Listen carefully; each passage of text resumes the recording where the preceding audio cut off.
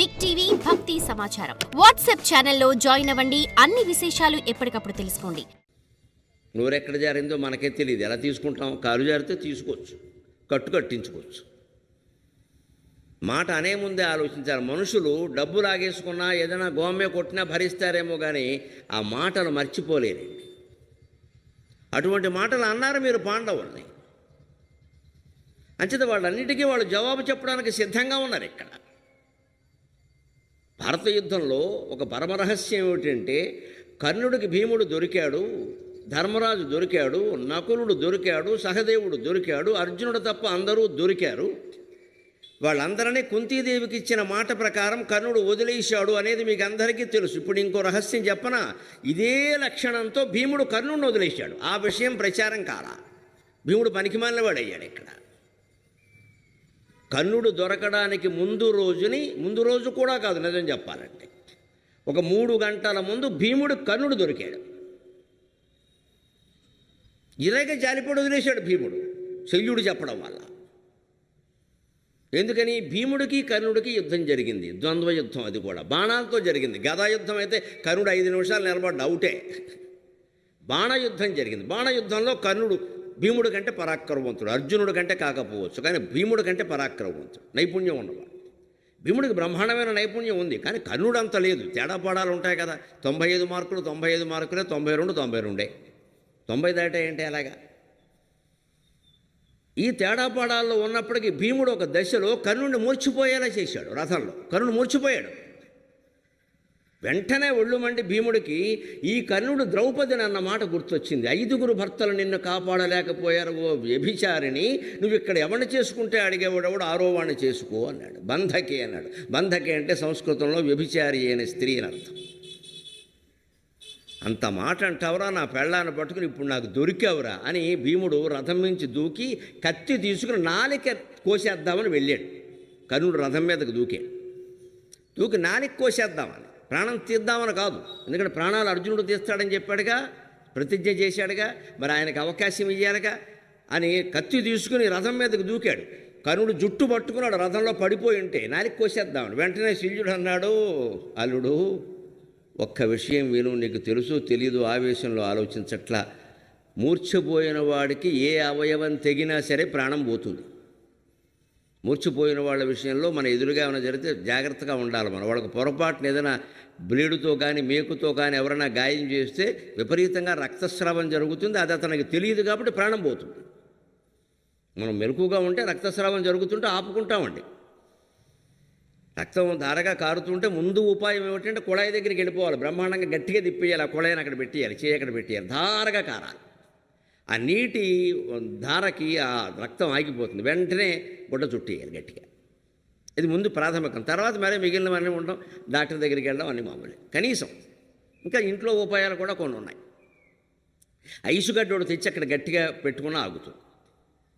ఎవరూ చూడకుండా అలా వదిలేసామనుకోండి, ధారగా వెళ్ళిపోతుంది, మొత్తం శరీరంలో రక్తం అంతా వెళ్ళిపోతుంది. వాటర్ ట్యాంకులో ఎక్కడ చిల్లు పడినా సరే మొత్తం పోతుంది కదా క్రమంగా. అలాగే అంటే మూర్చిపోయిన వాడి విషయంలో జాగ్రత్త ఏమిటంటే, వాడికి ఎట్టి పరిస్థితుల్లో వాడు ఎక్కడైనా రోడ్డు మీద మూర్చిపోయాడు అనుకోండి, ఏదైనా అనుకోకుండా మేకు మీద పడితే, ఇనపతీగ మీద పడితే వాడు ఒళ్ళు చీరుకుంది అంటే ఒక అరగంటలో పోతాడు. అది చీరుకోకపోతే అక్కడే ఉంటాడు, తేరుకుంటాడు. ఎవరైనా కాస్త నీళ్లు కొడితే రావచ్చు. లేదు కొంతమంది ఏవో తాళం చెవులు ఇవి చేతుల్లో పెడతారు, అది కూడా చికిత్సే కావచ్చు. కానీ పొరపాటున అవయవం తెగింది అంటే రక్తస్రావం కారణంగా, అతనికి తెలియపోవడం కారణంగా ప్రాణం పోతుంది. అందుకని భీమసేన, అల్లుడు నేను చెబుతున్నానయ్యా, మీ అన్నగారు ప్రతిజ్ఞ చేశాడయ్యా, మీ తమ్ముడు ప్రతిజ్ఞ చేశాడు కదా అర్జునుడు కర్ణుడిని చంపుతానని. ఇతను నువ్వు ఇప్పుడు చంపేస్తే అతను చంపలేడు, నేను చంపట్లేదుగా నాలిక కోస్తున్నాను అన్నాడు. ఆ నాలిక తీసుకెళ్ళి ద్రౌపదికి ఇద్దామని ఈయన ఉద్దేశం. పొట్లం కట్టి అమెజాన్ కొరియర్లో పంపిద్దామని. అందుకని నేను 4 కోస్తున్నాను కానీ చంపట్లేదు. అమ్మాయి కూడా వైద్యశాస్త్రం చదువుకోలేదా, 4 కోసావు మూర్చిపోయేవాడి కంటే ప్రాణం పోతుందా? అమ్మో ఇది ఒకటి ఉందా, సంతరా దురదృష్టవరా అని కత్తి అక్కడ బారేసిపోయాడు.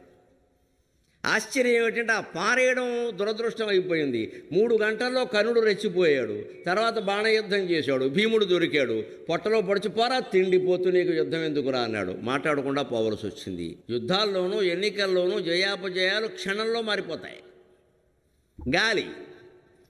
ఓసారి గాలి వీసిందంటే అంతే. యుద్ధాల్లో కూడా జయాపజయాలు అలాగే ఉంటాయి. గెలుస్తారు అనుకున్న వాళ్ళు బంధితులు అవుతారు, బంధితులు అవుతారు అనుకున్న వాళ్ళు ఏకంగా చనిపోతారు అనుకున్న వాళ్ళు బతుకుతారు. మహాపరాక్రమవంతుడైన అభిమన్యుడు ఒక్క పూటలో చనిపోయాడు. కానీ అతనికంటే కొంచెం తక్కువ పరాక్రమం కలిగిన వారు ఉపపాండవులు. ధర్మరాజు కుమారుడు ప్రతివింధ్యుడు, భీముడు కుమారుడు శృతసోముడు, అర్జునుని కుమారుడు శృతకీర్తి, నగులుని కుమారుడు శతానేకుడు, సహదేవుని కుమారుడు శృతసేనుడు. ఈ 5 18 రోజులు బతికారు. భీష్మద్రోణ కృపాదులందరినీ తట్టుకుని 18 రోజులు బతికారు. 18వ రోజు రాత్రి పడుకున్న వాళ్ళని చంపేశాడు అశ్వత్థామ, లేకపోతే వాళ్ళు బతుకుండేవాళ్ళే. మరి అంతటి పరాక్రమవంతులైన అభిమన్యుడును ఉత్తర కుమారుడు వాళ్ళందరూ పోవడం ఏంటి, ఉపపాండవులు బతకడం ఏమిటి? అంతే, ఎవరి యోగాలు వాడివి. అందుకనే జీవితంలో ఎప్పుడూ మనం జాగ్రత్తగా ఉండవలసింది. బాణాల కంటే ఎక్కువ బాధించేవి వాగ్బాణాలే. ఖచ్చితంగా మనం నిందించవలసిన వాళ్ళని నిందించవచ్చు, తప్పులేదు. అది రుజువు చేసుకుని చెయ్యాలి. తొందరపడి మాట అనద్దు. ముఖ్యంగా కుటుంబ సంబంధాలు బాగా దెబ్బతింటాయి. మనలో చాలామందికి ఉండే ఒక దురభ్యాసం ఏమిటంటే, ఏదో ఒక చిన్న విషయం తెలియగానే మొత్తం వాళ్ళందరినీ కట్టకట్టి తిట్టడం. ఆ ఊరిని, ఆ కులాన్ని, ఆ ప్రాంతాన్ని, లేకపోతే ఆడాళ్ళందరినీ తిట్టడం. అందరూ అలా ఉండరు. లేకపోతే ఒకే కులం అనుకోండి, అందులో శాఖలు ఉంటాయి, మళ్ళీ కర్మకొద్ది ఆ శాఖలను తిట్టడం. శాఖలు కాదు, ఒకటే కులం అనుకోండి, శాఖలను తిడతాం. మనకు శాఖ కూడా ఒకటే అనుకోండి, ప్రాంతాన్ని తిడతాం. ప్రాంతం కూడా ఒకటే అనుకోండి, కుటుంబాన్ని తిడతాం. కుటుంబం కూడా ఒకటే అనుకోండి, ఆడ మగ తిడతారు. ఇంకేదో ఒకటి మొత్తం మీద నేను గొప్పవాడిని, నాకంటే వేరే వాళ్ళందరూ పనికి మాలివాడు. ఇది అహం మమ. అన్ని రకాల దుఃఖాలకు అదే కారణం. అందుకని మహారాజా మీరు అన్న మాటలు ఎటువంటివయ్యా, ఆ మాటలే కదా ఇంత చేశాయని. అంతా చేసే విదురుడు అన్నట్టుగానే భీముడు కర్ణుడు నాలుక కొయ్యడానికి సిద్ధపడినవాడు మానేశాడు. అందువల్ల కర్ణుడు బతికాడు. కానీ భీముడు పారిపోవలసి వచ్చింది. ఇలాగని ఇప్పుడు కర్ణుడు పరాక్రమవంతుడు అందామా, భీముడు పరాక్రమహీనుడు అందామా? అవన్నీ అవసరాలు నిర్ణయిస్తాయి, సందర్భాలు నిర్ణయిస్తాయి. కానీ భీముడు చంపకూడదని తెలిసి కూడా, చంపే ఉద్దేశం లేకుండా కూడా 4 కోసేద్దామని ఎందుకు అనుకున్నాడు? అన్న మాటలు బట్టే కదా. మరి ఎందుకంటే అన్న మాటలు అనాలి? ఎప్పుడు మందైనా రాజ్యం ఇక్కడ. రేపు ఇంకొకళ్ళు రారా, మన సంగతి చూడరా? ఈ ఆలోచన ప్రభుత్వంలో ఉన్న వాళ్ళందరికీ, పాలకులందరికీ ఉండాలి. ఏ పార్టీ శాశ్వతం కాదు, ఏ నాయకుడు శాశ్వతం కాదు. ఈ భూమండలం మీద మనిషి అన్నవాడెవడు శాశ్వతం కాదు. 16 మహారాజులు వెళ్ళిపోయారు, 7 చక్రవర్తులు వెళ్ళిపోయారు. మనమనగా ఎంత, మన బోడి పదవి ఎంత ఎక్కడ? ఇది దృష్టిలో పెట్టుకోవాలి. అందుకే ఎవరిని బాధపట్టినా, ఎవరిని కష్ట తీర్చుకున్నా, ఎవరిని మాటలన్నా, ఎవరికి అన్యాయం చేసినా మనకు తిరిగి తగలడం ఖాయం. అదే విదురుడు చెబుతున్నాడు. For more videos like this, subscribe Big TV channel.